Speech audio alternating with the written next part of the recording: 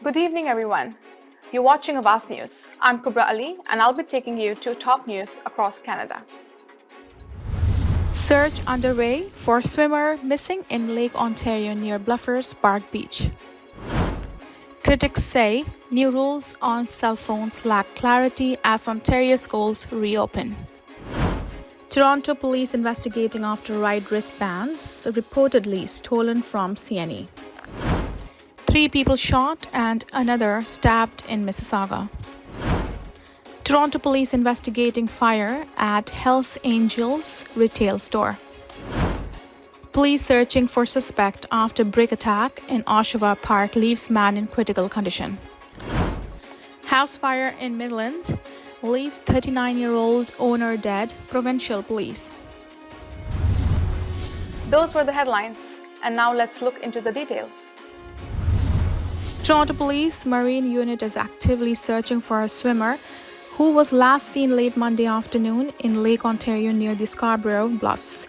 Police said they were called to Bluffers Park Beach south of Kingston Road and west of McCowan Road shortly after 4 p.m. for reports of someone in the water needing help. They said that the person may have fallen off a personal watercraft. In an update posted on Twitter, police said that updated information suggests that the person was on a flotation device that deflated in the water. Toronto Fire is also assisting with the search.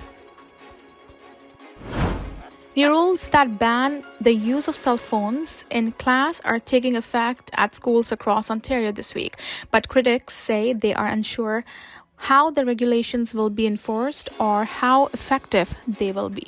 In April, the Ontario government announced a plan to standardize measures on cell phone use in classrooms, saying it wanted to remove distractions from learning time. While the province had already put in certain restrictions on cell phones in 2019, the new rules set more specific guidelines that are broken down by grade. Starting next week, students in kindergarten to grade 6 must keep cell phones on silent and out of sight for the entire school day. For students in grade 7 to grade 12, cell phones cannot be used during class time.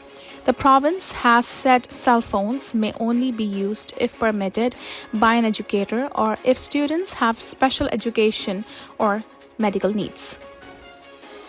While the overall aim of reducing distractions is welcome, teachers' unions say they need clarity on how the rules should be enforced and support for educators that have to implement them.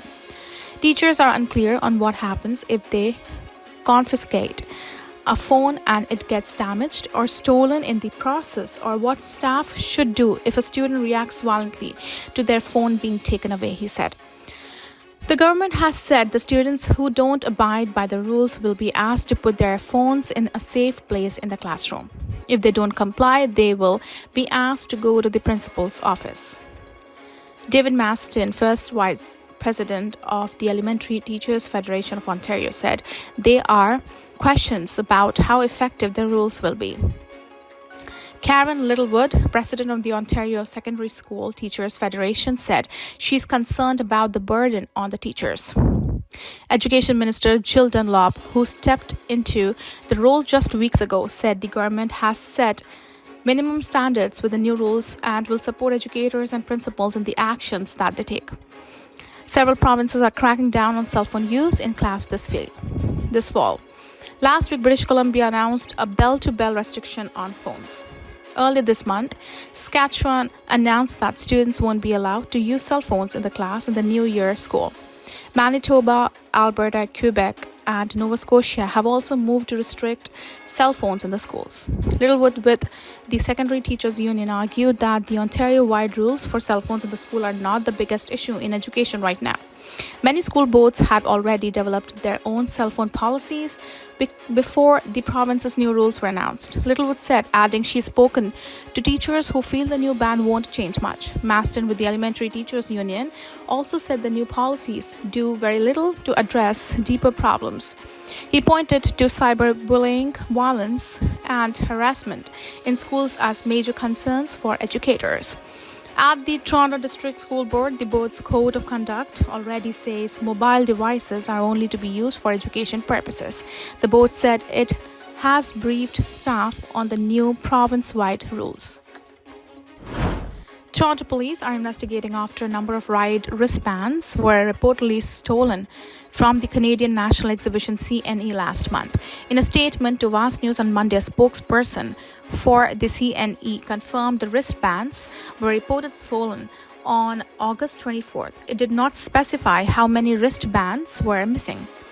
On Monday afternoon, a spokesperson for the Toronto Police Service confirmed an investigation had been launched into a reported break and enter at the CNE. The incident is still under investigation by 14 Division, they said. With just hours left to attend this year's event, the CNE warned guests of the dangers of buying passes from resellers in its statements. As a general note to our guests, please be wary of online scams, the statement reads. The CNE is not responsible for any unauthorized admission tickets, ride tickets, or gift cards that are not purchased directly from the Canadian National Exhibition website, at our gates, or through our official retail partners. Peel Regional Police are investigating after 3 people were shot and another stabbed in Mississauga overnight. Officers were called to an industrial area near Arrowwood Drive and Comedo Road shortly before 12:30 a.m. 2 male victims were found and transported to hospital with gunshot wounds. Police said they were then called to hospital for another shooting victim, along with another victim who had been stabbed in the same incident. All 4 sustained non-life-threatening injuries, police said. Investigators said they believe the incident was isolated to the area and they are currently looking for any witnesses that have any video or information.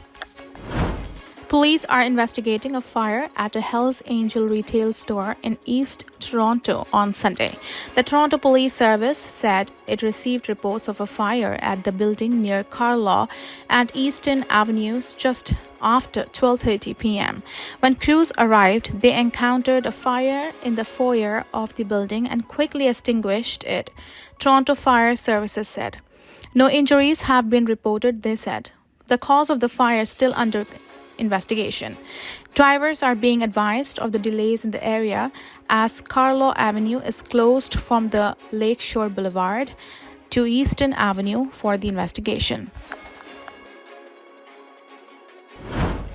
Durham police say they are looking for a suspect after one man allegedly struck another in the head with a brake at an Oshawa park, leaving him in life-threatening condition.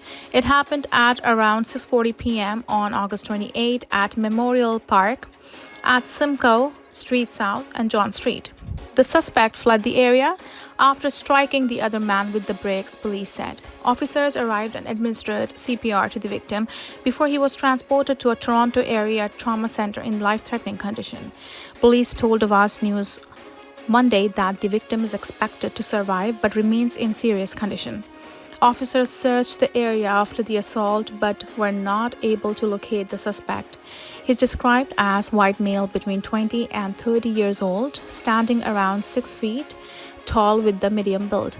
It's still not clear what motivated the assault. Police are asking anyone with the information or video from the area to reach out to investigators or call Crime Stoppers anonymously. A 39-year-old man is dead after a fire broke out in his Midland, Ontario home over the weekend. Provincial police said they were called to a bungalow just before 6:30 a.m. on Sunday after neighbors saw smoke from a nearby home and forced in the front door. When police arrived, they found the man in the garage attached to the home. He was taken to the hospital where he was pronounced dead. Police say the man owned the home where the fire took place but did not release his name or any further details. They say there are no signs of foul play, but the fire marshal's office is investigating the blaze and an autopsy will take place to determine the cause of both the fire and the man's death. Thank you for tuning in. I'm Kubra Ali. I'll be back tomorrow, same time, same channel. Have a good night.